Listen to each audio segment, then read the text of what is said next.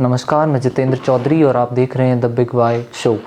चुनावी सिलसिले में चुनावी सरगर्मियों के बीच जहां तमाम तरह के एग्जिट पोल आ रहे हैं, राजस्थान के बाद हम आपको ले चलेंगे हरियाणा की 10 लोकसभा सीटों पर कि किस तरह के रुझान यहां पर रहेंगे। एग्जिट पोल्स की हम बात करें तो तमाम तरह के चैनल्स हरियाणा में कोई बीजेपी को 7 से 8, इंडिया गठबंधन को 1 से 2, कोई इंडिया गठबंधन को 4 से 5, वहीं भारतीय जनता पार्टी को 5 सीटें दे रही है। हमारा अपना विश्लेषण कि हरियाणा में क्या सच में किसान आंदोलन उतना हावी रहा जितना लग रहा था या जितना उसको भुनाया जा रहा था। क्या वोटर उससे चेंज हुआ। भारतीय जनता पार्टी जो 10 सीटों पर काबिज थी हरियाणा में, जाट बेल्ट जहां पर जाट वर्सेस नॉन जाट का चुनाव होता है, किस तरह का हरियाणा का इस बार का चुनाव रहा। क्या वहाँ के चुनावी समीकरण रहे। 10 सीटों की हम बात करें, हिसार, सिरसा, गुड़गांव, फरीदाबाद, रोहतक, अंबाला, सोनीपत, भिवानी, महेंद्रगढ़, करनाल और कुरुक्षेत्र, इन तमाम सीटों पर 4 पार्टियां हैं। हम बता दें जानकारी के लिए, कांग्रेस पार्टी और भारतीय जनता पार्टी 2 राष्ट्रीय दलों के बाद क्षेत्रीय दल जो काफ़ी मजबूत हैं हरियाणा में। हम बात करें चौधरी देवीलाल, चौधरी ओम प्रकाश चौटाला के उस क्षेत्रीय दल इंडियन नेशनल लोकदल इनेलो, और उससे एक फैक्शन जो निकल कर आया दुष्यंत चौटाला के द्वारा जननायक जनता पार्टी जेजेपी, इन्होंने भी प्रत्याशी उतारे। वहीं इंडिया गठबंधन ने आम आदमी पार्टी से कुरुक्षेत्र सीट पर आम आदमी पार्टी ने अपना प्रत्याशी उतारा। हम इन तमाम सीटों की बात करेंगे। क्षेत्रीय दलों का क्या रोल रहेगा इन सीटों पर और क्या रोल रहेगा राष्ट्रीय पार्टियों का, किसके हिस्से में कितनी सीटें जाएंगी। हरियाणा में हम बात करें सबसे पहले राजस्थान से सटी 2 सीटें सिरसा और हिसार की। सिरसा में पूर्व कैबिनेट मंत्री कुमारी सैलजा कांग्रेस से प्रत्याशी हैं। वहीं अशोक तंवर जो कांग्रेस से सांसद रहे, 2 बार चुनाव हारे भी, भारतीय जनता पार्टी से प्रत्याशी बनाए गए हैं। वहीं सिरसा में इनेलो और जेजेपी की तरफ से कोई खास चेहरे चुनावी मैदान में नहीं उतरे, इसलिए कोई चुनौती की बात वहां पर इन दलों द्वारा नहीं है। यहां पर मुकाबला सीधा अशोक तंवर वर्सेस कुमारी सैलजा के बीच है। शुरुआती रुझानों में कुमारी सैलजा की जीत वहां पर स्पष्ट थी, अंत तक स्पष्ट दिखी। साइलेंट वोटर की हम बात करें, कुछ इस तरह के फैक्टर वहां आए कि दीपेंद्र सिंह हुड्डा, भूपेंद्र सिंह हुड्डा और इनके समर्थक नहीं चाहते कि कुमारी सैलजा सिरसा की सीट जीते, क्योंकि वहाँ पर 4 महीनों बाद हरियाणा विधानसभा के चुनाव है। इन चुनावों में जिसका पलड़ा लोकसभा में जितना भारी, मुख्यमंत्री की कुर्सी की दावेदारी उतनी ही भारी।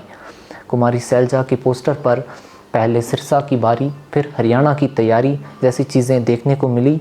और इस संशय के बाद ये नहीं कहा जा सकता कि कुमारी सैलजा के लिए इतना आसान है ये चुनाव। हालांकि अशोक तंवर की छवि, क्योंकि दल बदलने के कारण वहाँ पर काफ़ी उसमें घटाव आया, इस कारण से कह सकते हैं कि सिरसा की एक सीट है जहाँ पर कांग्रेस पार्टी अपने आप को सबसे मजबूत मान सकती है। रोहतक और सिरसा, रोहतक दीपेंद्र हुड्डा जो मात्र 7,000 वोटों से, जहाँ पूरे हरियाणा में बड़े मार्जिन से भारतीय जनता पार्टी पिछली बार जीती, और दीपेंद्र हुड्डा जीतते जीतते मात्र 7,000 वोटों से हारे अनिल शर्मा से। एक विधानसभा क्षेत्र, मात्र एक विधानसभा हल्का 9 में से, उसके कारण इस बार उस हल्के में कितनी उन्होंने तैयारियां की, किस तरह का उनका चुनाव रहा। एक मजबूत सीट है हुड्डा परिवार की, जहां भूपेंद्र हुड्डा भी सांसद रहे, पूर्व मुख्यमंत्री हरियाणा के।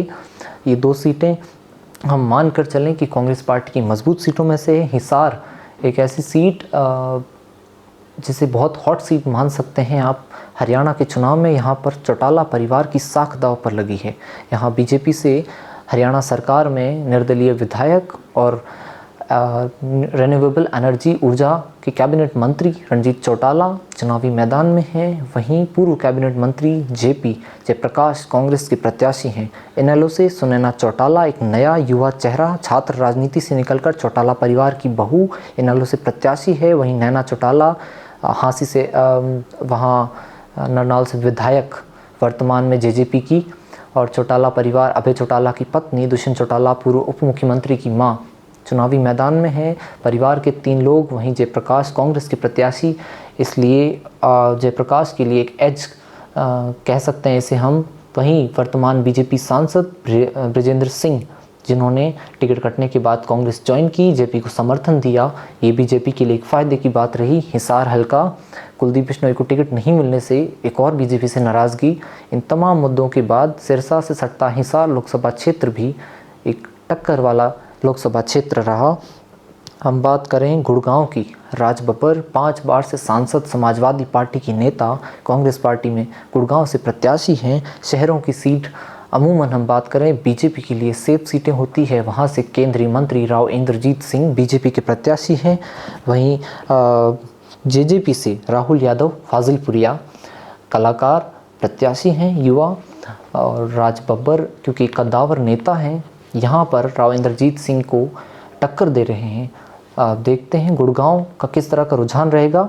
हिसार, सिरसा, गुड़गांव ये टक्कर की सीटें, और रोहतक और सिरसा इसमें कांग्रेस के लिए एज है। हम बात करें बीजेपी के लिए सेफ सीटों की, सोनीपत हो, भिवानी महेंद्रगढ़ हो, अंबाला हो या फरीदाबाद हो, ये तमाम तरह की चीज़ें 4 सीटें बीजेपी इनको सेफ मानकर चल सकती है। हाँ, बीजेपी के धर्मवीर सिंह भिवानी महेंद्रगढ़ लोकसभा सीट से प्रत्याशी हैं, उनके सामने दान सिंह यादव कांग्रेस के प्रत्याशी हैं। इनेलो और जेजेपी से यहाँ कोई मजबूत उम्मीदवार नहीं है। फरीदाबाद से भी बात करें हम, कृष्णपाल केंद्रीय मंत्री चुनावी मैदान में हैं और इनके सामने तीनों ही पार्टियों से कोई विशेष प्रत्याशी चुनावी मैदान में नहीं है। सोनीपत से सतपाल और मोहनलाल भारतीय जनता पार्टी के प्रत्याशी हैं। अंबाला से विधायक वरुण चौधरी कांग्रेस के, वहीं पूर्व सांसद की पत्नी बंटू कटारिया यहाँ से अंबाला की बीजेपी प्रत्याशी। एक सहानुभूति कुमारी सैलजा को चुनाव हरा चुकी है, कैबिनेट मंत्री को, और फिर से प्रत्याशी बनाई गई है, इसलिए ये भी बीजेपी के लिए एक सेफ सीट है। हम बात करें 2 महत्वपूर्ण सीटों की, पिछली बार बीजेपी 7 लाख के मार्जिन से कुरुक्षेत्र सीट जीती। नायब सिंह सैनी वर्तमान हरियाणा सरकार में मुख्यमंत्री, यहाँ से कुरुक्षेत्र में सांसद रहे। नवीन जिंदल, जिनको 2014 में प्रधानमंत्री द्वारा तमाम तरह के आरोप लगाए गए, भ्रष्टाचार हो, कोयला चोर हो, इस तरह के, वो भारतीय जनता पार्टी के प्रत्याशी हैं और 2 बार कांग्रेस से सांसद रहे हैं कुरुक्षेत्र लोकसभा क्षेत्र से। और उनके सामने इनेलो के जनरल सेक्रेटरी अभय सिंह चौटाला, जो कि किसानों के नेता माने जाते हैं, हरियाणा हल्के में और किसान आंदोलन में सक्रिय भूमिका निभाई। इस कारण हम बात करें, अगर तमाम 10 सीटों में से कोई ऐसी सीट जहां क्षेत्रीय दलों ने मजबूत प्रत्याशी उतारा हो, उसमें अभय चौटाला नंबर 1 पर हैं। कुरुक्षेत्र सीट, कितना नुकसान इससे होता है भारतीय जनता पार्टी को या कांग्रेस पार्टी को, क्योंकि किसान वोटर्स अमूमन कांग्रेस के साथ रहते हैं। कांग्रेस का नुकसान होगा अगर इनेलो को यहाँ पर ज़्यादा वोट पड़ते हैं। नवीन जिंदल फिर से यहाँ पर फ़ायदे में दिखते हैं। आम आदमी पार्टी के सुशील गुप्ता यहाँ से इंडिया गठबंधन के प्रत्याशी हैं। और उसके बाद हरियाणा की सबसे हॉट सीट करनाल, जहाँ से 9 साल तक मुख्यमंत्री रहे, 9.5 साल तक, और चुनाव से 6 महीने पहले इस्तीफा दिया मनोहर लाल खट्टर भारतीय जनता पार्टी के प्रत्याशी हैं।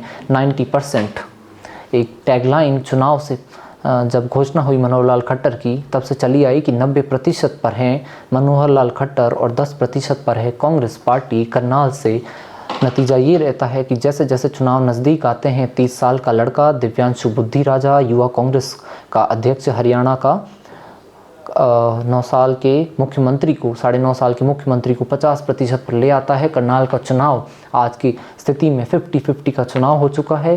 कौन वहाँ पर बाजी मारता है, देखते जाइए। हमारे अनुसार हरियाणा में 5 वर्सेस 5 का चुनाव है। बहुत बहुत धन्यवाद। तब तक कल के रुझानों तक बने रहिए हमारे साथ, देखते रहिए द बिग वाई शो। धन्यवाद।